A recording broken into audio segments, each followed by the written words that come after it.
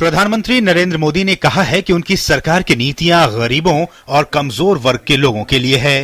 भाजपा सांसदों की कार्यशाला को संबोधित करते हुए पीएम मोदी ने कहा कि कुछ लोग गलत मानसिकता से उनकी सरकार के कामकाज को लेकर दुष्प्रचार कर रहे हैं। बेंगलोर में पंडित दीनदयाल उपाध्याय जी के अंत्योदय को लेकर के, दीनदयाल जी की शताब्दी को लेकर के जब मैंने समापन में भाषण किया तो किसी भी हालत में जो जन्मजात जिनका कार्यक्रम है भाजपा के खिलाफ काम करना, वो करे, मुझे कोई इतराज नहीं है क्योंकि उनका काम है। लेकिन पता होना चाहिए आप न्यूट्रल नहीं हो, ये पता होना चाहिए दुनिया को। आप जो करें वो गलत नहीं है, आपके विचार है और लोकतंत्र में आपको हक है। उन्होंने क्या कहा, ये लैंड एक्विजिशन बिल के कारण मोदी अब गरीबों की बात कर रहा है।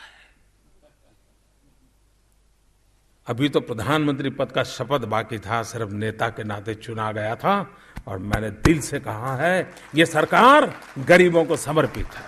पीएम मोदी ने कहा कि ऐसा पहली बार हुआ है जब 33% नुकसान पर ही केंद्र ने किसानों को मुआवजा देने का ऐलान किया है। जो किसानों को इस ओले गिरने के बाद निर्णय किए गए हैं, अब तक कितनी संकट है, संकट पहली बार नहीं आया, परमात्मा तो बहुत बार रूठा है, इससे भी बड़ा बुरा हाल रहा है, लेकिन जो निर्णय इस बार हुए हैं पहले कभी नहीं हुए हैं।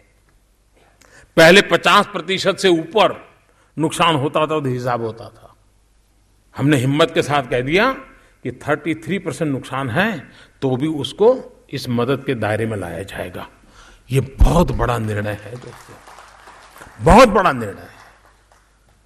और दूसरा, जो उनको मदद मिलती है, इस एक विशिष्ट परिस्थिति पैदा हुई है, उसको 1.5 गुना कर दिया गया। जनधन जैसी योजनाओं की सफलता और सरकार की अहम उपलब्धियों का जिक्र करते हुए प्रधानमंत्री ने कहा कि उनकी सरकार का सपना है कि सभी लोगों के पास अपना घर हो।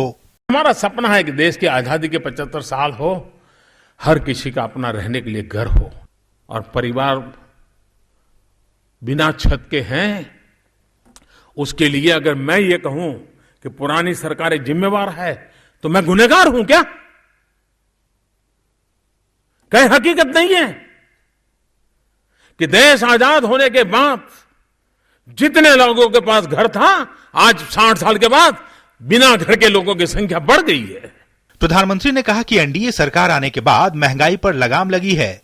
यमन में फंसे भारतीयों की सुरक्षित वापसी के लिए प्रधानमंत्री ने विदेश मंत्री सुषमा स्वराज और केंद्रीय मंत्री जनरल वीके सिंह की सराहना की। दुनिया में पहली बार हुआ होगा कि किसी सरकार का एक मंत्री जैसे युद्ध के मैदान में खड़ा हो वैसे वहां खड़ा रह करके काम करता हो। ये छोटी घटना नहीं है दोस्तों, और मैं जनरल वीके सिंह को सैल्यूट करता हूं। रात को 1 बजे भी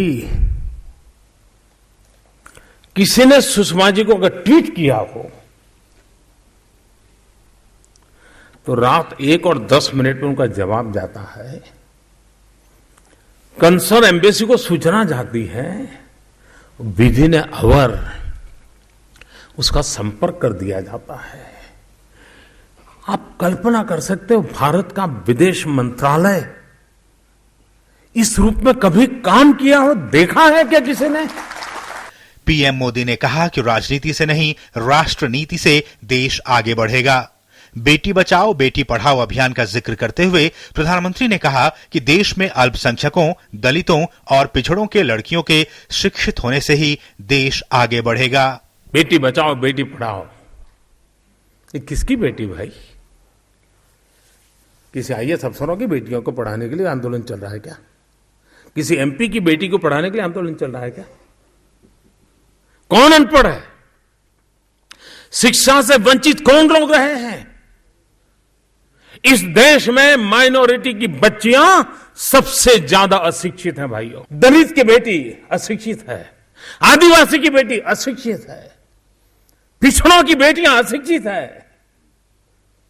ये बेटी बचाओ बेटी पढ़ाओ।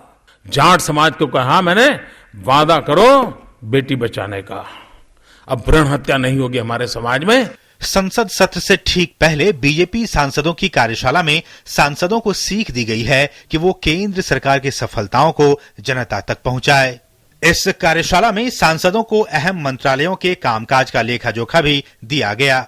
जाहिर है भाजपा चाहती है कि उसके सांसद सीधे जनता तक सरकार की उपलब्धियों को पहुंचाए और विपक्ष द्वारा सरकार के खिलाफ किए जा रहे दुष्प्रचार का मुकाबला करे। राजेश राज के साथ शैलेंद्र मिश्रा की रिपोर्ट, डीडी न्यूज, दिल्ली।